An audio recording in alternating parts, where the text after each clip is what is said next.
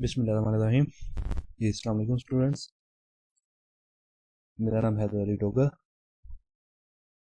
Second year mathematics जो हमारा subject है कैलकुलस एंड एनालिटिक ज्योमेट्री, उसमें हमने चैप्टर नंबर 4 की लेक्चर सीरीज स्टार्ट की हुई है। जो चैप्टर 4 है हमारा इंट्रोडक्शन टू एनालिटिक ज्योमेट्री, उसमें हमने एक्सरसाइज 4.3 तक लास्ट लेक्चर में सॉल्व किए थे क्वेश्चंस।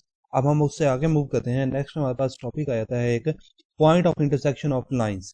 इसी से रिलेटेड हम अपने क्वेश्चंस करेंगे। इसको टॉपिक को स्टार्ट करते हैं। Let L1 equal A1 x plus B1 y plus C1 equal to 0। ये हमारे पास कोई भी एक लाइन है जिसको हमने L1 का नाम दिया हुआ है। कोई एक दूसरी लाइन है L2 का नाम उसको दे दिया A2x plus B2y plus C2 equal to 0। अब हमने वो पॉइंट फाइंड आउट करना है जहां पे ये दोनों लाइंस आपस में इंटरसेक्ट करती हैं, एक दूसरे को कट कर रही होंगी। जो इनका इंटरसेक्शन पॉइंट होगा वो वाला पॉइंट हमने फाइंड आउट करना है। जी be two lines then point of intersection will be, इसमें हमारे पास पॉइंट ऑफ इंटरसेक्शन आ जाएगा। उसको फाइंड करने का ये हमारे पास एक फार्मूला होता है जिसको हम यूज करते हैं x over b1 c1 b2 c2 mod equals to minus y over a1 c1 a2 c2 mod equals to 1 over a1 b1 a2 b2 mod. इस मॉड में हम इन वैल्यूज को सॉल्व कर सकते हैं। इनका डिटर्मिनेंट हम अगर ओपन करते हैं तो ये आ जाएगा x over b1 c2 minus b2 c1 equals to 1 over a1 b2 minus a2 b1। इसको अगर हम सॉल्व करते हैं तो x की वैल्यू आ जाती है हमारे पास b1 c2 minus b2 c1 over a1 b2 minus a2 b1। हमने पहले इस x वैल्यू को लास्ट वैल्यू के इक्वल लिख लिया, हमारे पास ये x की वैल्यू आ जाएगी। अब हम y वाली वैल्यू को उसके इक्वल लिखते हैं, वो आ जाएगा माइनस y ओवर, इसका भी डिटर्मिनेंट अगर ओपन कर ले तो ये आ जाएगा a1 c2 minus a2 c1 equals to 1 over a1 b2 minus a2 b1। यहाँ से y की वैल्यू हमें मिल जाएगी a2 c1 minus a1 c2। ये माइनस जो है नीचे वाली वैल्यू के साथ मल्टीप्लाई हो जाएगा। ये जो माइनस y के साथ मौजूद है ये नीचे वाली वैल्यू से मल्टीप्लाई होगा तो ये वैल्यू ऑपोजिटली आ जाएगी a2 c1 negative value positive हो जाएगी और पॉजिटिव वैल्यू नेगेटिव हो जाएगी। यहाँ पे हमारे पास एक कंडीशन होती है जिसे हम यूज करते हैं a1 b2 minus a2 b1 is not equal to 0। ये जो डिवाइडिंग में वैल्यू आ रही है ये 0 नहीं होगी, क्योंकि अगर ये 0 होगी तो वो हमें पॉइंट ऑफ इंटरसेक्शन नहीं मिलेगा। इसलिए हम कहते हैं कि ये वाली वैल्यू 0 नहीं होगी। ये आपके पास एमसीक्यूज में भी आ सकती है, एमसीक्यूज में भी ये कंडीशन पूछी जा सकती है। यहाँ से डिफरेंट एमसीक्यूज भी बन सकते हैं। अगर नेगेटिव वैल्यू को दूसरी साइड पे ले जाएं तो वो नॉट इक्वल टू दिस, ये दोनों आपस में इक्वल भी नहीं होंगे। यह था हमारा पॉइंट ऑफ इंटरसेक्शन का टॉपिक। इससे रिलेटेड हम अपनी एक्सरसाइज 4.4 का क्वेश्चन सॉल्व करते हैं। क्वेश्चन है हमारे पास क्वेश्चन नंबर 2। क्वेश्चन नंबर 2 के में स्टेटमेंट देखते हैं, find an equation of the line through. इसमें हम इसका सेकंड पार्ट सॉल्व करेंगे। Through the intersection of the lines, ये दो लाइंस बताई गई हमें कि आपने इक्वेशन फाइंड करनी है जो इन लाइंस के इंटरसेक्शन से पास होती होगी and parallel and perpendicular to the line this, कि इनके इंटरसेक्शन में से पास होने का मतलब है कि इनके इंटरसेक्शन से हमें एक पॉइंट मिल जाएगा, वो पॉइंट होगा हमारे पास और ये इक्वेशन लाइन है। हम इनको यूज करके हम अपना क्वेश्चन सॉल्व करते हैं कि हमारे पास इसका रिक्वायर्ड आंसर क्या आएगा। हमने दो लाइन इक्वेशंस फाइंड आउट करनी है।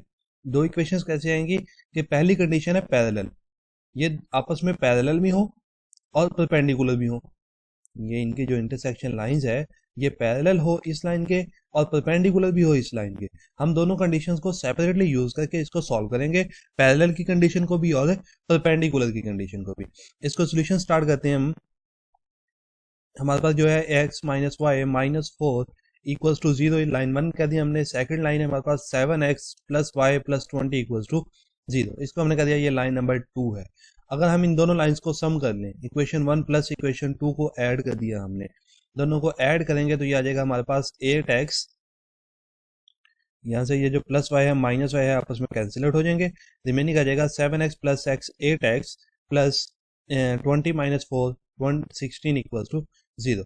नेक्स्ट करेंगे तो हम 8x is equals to minus 16 आ जाएगा। x की वैल्यू हमारे पास है माइनस 2 आ जाएगी।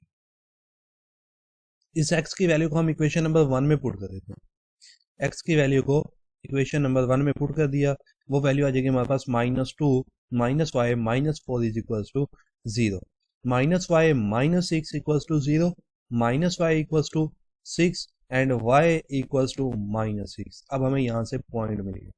हमने इन दोनों लाइंस को यूज किया, इन दोनों लाइंस को जो गिवन थी उनको यूज करके हमने पॉइंट फाइंड आउट कर लिया।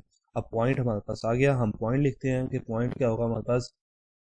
सो the point of intersection is -2 and -6। ये हमारा पॉइंट ऑफ इंटरसेक्शन आ जाएगा इन दोनों लाइंस का, जो दोनों हमें गिवन लाइंस थे। नेक्स्ट देखते हैं जी, नेक्स्ट है given line is 6x + y - 14 = 0। ये हमें गिवन लाइन है, ये उसने कंडीशन के बाद हमें दे दी गई कि पैरेलल और परपेंडिकुलर इस लाइन के हैं ये जी। इस लाइन में हम देखते हैं कि इस लाइन में हमारे पास है स्लोप ऑफ गिवन लाइन। अगर इसको हम सिंप्लीफाई कर लें अपने स्लोप के फॉर्म में तो ये आ जाएगा y = mx + c में, मतलब 6x और -14 को हम दूसरी साइड पे शिफ्ट कर लें तो वो -6x बन जाएगा। माइनस वैल्यू हमारे पास स्लोप की आ जाएगी। अब हमारे पास स्लोप भी है और पॉइंट भी है, हम इन्हीं को यूज करेंगे। स्लोप भी है और पॉइंट भी है, इसी को यूज करके हम इन दोनों कंडीशंस का आंसर निकालेंगे कि पैरेलल की कंडीशन में क्या इक्वेशन होगी और परपेंडिकुलर की कंडीशन में क्या इक्वेशन होगी। यहाँ तक हमने point of intersection find out किया है और हमारी जो गिवन लाइन थी उससे हमने उसकी स्लोप फाइंड आउट की जी। नेक्स्ट हम इसको करते हैं, slope of the required line is -6। ये हमें पता है, पीछे हमने भी फाइंड कर ली कि ये इक्वेशन की लाइन है, वो गिवन लाइन की थी, लेकिन जो रिक्वायर्ड लाइन है वो पैरेलल है। पैरेलल में हमने कहा हुआ है कि दोनों की स्लोप आपस में इक्वल होती है, तो जो हमें लाइन चाहिए उसकी स्लोप भी -6 ही होगी। क्यों? Line is parallel to given line, कि जो हमें रिक्वायर्ड लाइन है वो पैरेलल है। हम पहली कंडीशन यूज करें हैं पैरेलल की। The equation of line so -2 and slope -6।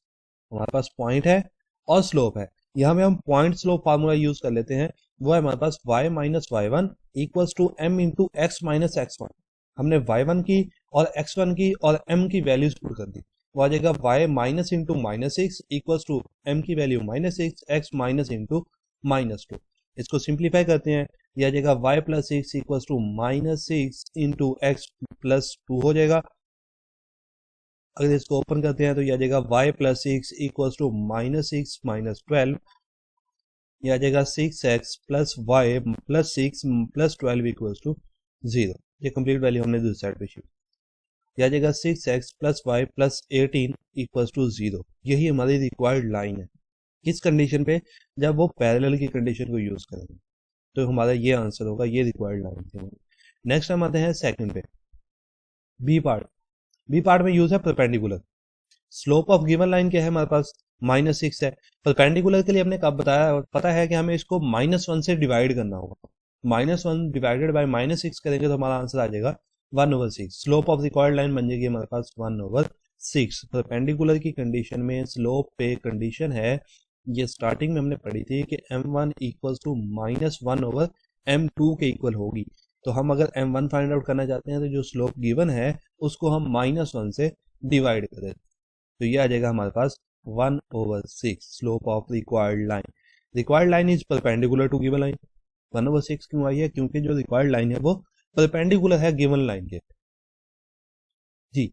Equation of line so -2 -6, ये पॉइंट आ गया हमारे पास, एंड स्लोप 1/6। हम वही फार्मूला यूज करेंगे जो हमने ए पार्ट में यूज किया था, y - y1 = m × x - x1। यहाँ पे स्लोप चेंज हो जाएगी, यहाँ पे स्लोप -6 थी, यहाँ पे स्लोप क्या यूज होगी? 1/6 यूज होगी जी। y - -6 = 1/6 × x + 2। यहाँ पे भी हमने वही फार्मूला यूज किया है, point slope formula, y - y1 = m × x - x1। यह आ जाएगा y + 6 = 1/6 × x + 2। इसको अगर सिंप्लीफाई करें तो 6y + 36 = x + 2 के इक्वल। इसको सिंप्लीफाई करें तो यह आ जाएगा x - 6y + 2 - 36 = 0। सिंप्लीफाई करें तो x - 6y - 34 = 0। ये हमारी रिक्वायर्ड लाइन है, ये आंसर है। ये इस साइड पे आंसर है हमारा, लेफ्ट साइड पे जब ए पार्ट को सॉल्व किया जो हमारे पास पैरेलल की कंडीशन के लिए यूज होता है। राइट साइड पे हमारा बी पार्ट है जो हमारा परपेंडिकुलर की कंडीशन के लिए यूज होगा। ये दोनों हमारी रिक्वायर्ड लाइन होंगी। यही हमारे क्वेश्चन में पूछा गया था कि आपकी इक्वेशन अगर दो लाइंस बताई गई थी, हम इसको रिपीट करते हैं क्वेश्चन को। हमें दो लाइन बताई गई थी और हमें कहा गया था कि ये दोनों एक दूसरे को इंटरसेक्ट करती होंगी। हमने वो पॉइंट फाइंड आउट किया, इंटरसेक्शन पॉइंट उनको सॉल्व करके फाइंड आउट कर लिया। फाइंड करने के बाद जो हमें रिक्वायर गिवन लाइन थी, गिवन लाइन से हमने स्लोप फाइंड कर लिया। अब हमें पॉइंट भी मिल गया और स्लोप भी मिल गया। पहली कंडीशन है पैरेलल की। पैरेलल की कंडीशन में स्लोप दोनों लाइंस की, गिवन लाइन की और रिक्वायर्ड लाइन की, सेम रहती है, इसलिए हमने उस स्लोप को -6 ही ले लिया। उसके बाद हमने पॉइंट स्लोप फार्मूला यूज किया। ये आपके सामने सोल्यूशन है इसका। पॉइंट स्लोप फार्मूला यूज किया, पॉइंट स्लोप फार्मूला यूज करने के बाद हमारे पास इसका सोल्यूशन आ गया, ये रिक्वायर्ड लाइन आ गई। नेक्स्ट हमारे पास गिवन लाइन की -6 थी, लेकिन जो रिक्वायर्ड लाइन है वो परपेंडिकुलर है गिवन लाइन के, तो इसलिए उसकी स्लोप -1 से डिवाइड की तो वो 1/6 आ जाएगी। हमारे पास पॉइंट भी है, स्लोप भी है, हमने पॉइंट स्लोप फार्मूला यूज किया, पॉइंट स्लोप फार्मूला यूज करके उसका सोल्यूशन किया, तो हमारे पास ये रिक्वायर्ड लाइन का आंसर आ गया। ये था हमारा आज का लेक्चर, जिसमें हमने 4.4 स्टार्ट की है, इसका क्वेश्चन नंबर 2 का पार्ट नंबर 2 सॉल्व किया है। नेक्स्ट अपने लेक्चर में इसको आगे जिस तरह टॉपिक भी साथ साथ चलते जाएंगे, और हमारा लेक्चर में जो उस टॉपिक से रिलेटेड क्वेश्चन होगा हम उन क्वेश्चन को भी साथ साथ सॉल्व करते जाएंगे। ओके, अल्लाह हाफिज़।